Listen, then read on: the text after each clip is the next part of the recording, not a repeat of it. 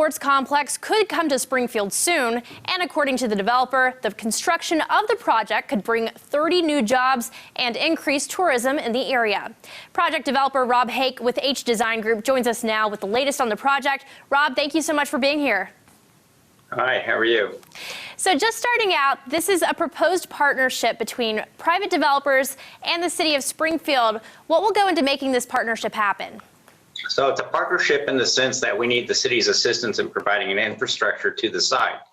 So it's a relationship that we desire to have in hopes of providing the infrastructure to the site that will become the new gateway to and from the airport. We've had a lot of time, a lot of discussions, creative energy in both the concept and the operation of this facility. But if we get the city support in return, not only are we going to drive up tourism, provide real tax dollars into the community, and what we feel is a much needed void related to sports venues, it's going to create a real draw and a destination to our city. So we made our final presentation to the council last Tuesday in hopes to further that relationship.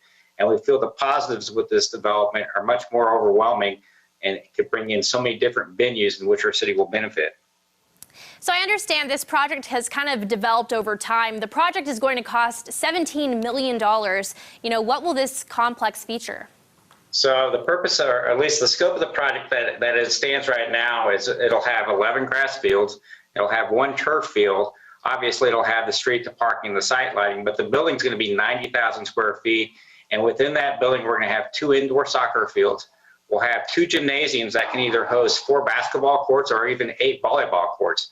And obviously, we'll have the indoor, the outdoor accessible restrooms, meeting rooms, concessions, and hopefully a greater playground for everybody. It's going to offer a lot. Is this new facility going to fulfill a need that other area sports complexes aren't able to meet? Well, I don't know if it's going to fulfill. Let me say this. Most complexes in Springfield aren't as all-encompassing as the Springfield Sports Complex, meaning that a lot of the sports venues we currently have can accommodate either indoor or outdoor, but not both. Where we are at is the needs that we can support both indoor and outdoor, given the amount of available space that we have. Absolutely. So I mentioned that this project is going to cost $17 million. Is the city going to fund any of that?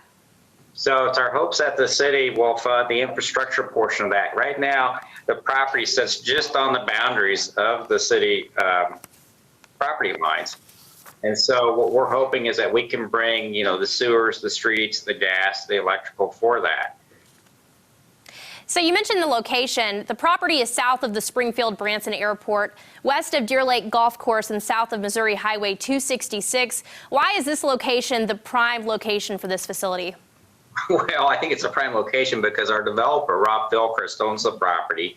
The land's been sitting vacant for some time. But what's interesting about the location is not only will it afford great visibility as well as easy access from I-44, but we feel like the development's going to spur some real good commercial development along the Chestnut Corridor, while at the same time creating this new activity node near the airport. So where you have the 3-way stop, imagine that being an actual 4-way intersection. Yeah, so you mentioned that you're hoping this will bring some more development to that area. Can you explain kind of what an anchor facility is to people that may not know? So what we feel like with this is what comes first, the chicken or the egg? And in our case, we feel if we build this complex, and if you look at other type of facilities that have this in place, one of the big draws is to have accommodations, restaurants, retail, medical, and being so close to the airport, we can see the possibility of hotels. We know that if this does bring in tournaments, which we feel it will be from a national as well as a regional, that there will be a great need for a retail aspect, whether it be coffee shops, health clubs, gasoline stations. We're really trying to create this node that's supportive of the complex, which will have a huge draw of tourism. Absolutely. So we're in the middle of a pandemic. Is that likely to delay this project? So I've thought about that. We've been in a pandemic since March, but the industry's not slowing down, and the spirit of entrepreneurship is even stronger and more robust than ever. We feel like creative solutions and willingness to work have been strong attributes to our city. To insinuate delays, I'm sure there'll be concern with material availability and the likes, but many, if not all of our projects, the contractors and the working force are adapting to the current circumstances, and I think are taking the time to think ahead, to be proactive, to mitigate any issues that may come forth. So what's the next step for this project? So the next step we feel like is obviously we need council approval and support for the annexation. And then once that happens, then we'll probably enter, I would say, a developer agreement if we can get some infrastructure cost or help from the city on that. And then we can finalize plans. And obviously, the first priority would be construction of fields. And then the park. When are you hoping for construction to begin? I would like, that's an optimistic question given the weather and seeing that we're having outdoor fields, but I would think February, March is kind of an intended goal just to get some of the fields started. It's right around the corner. Rob, thank you so much.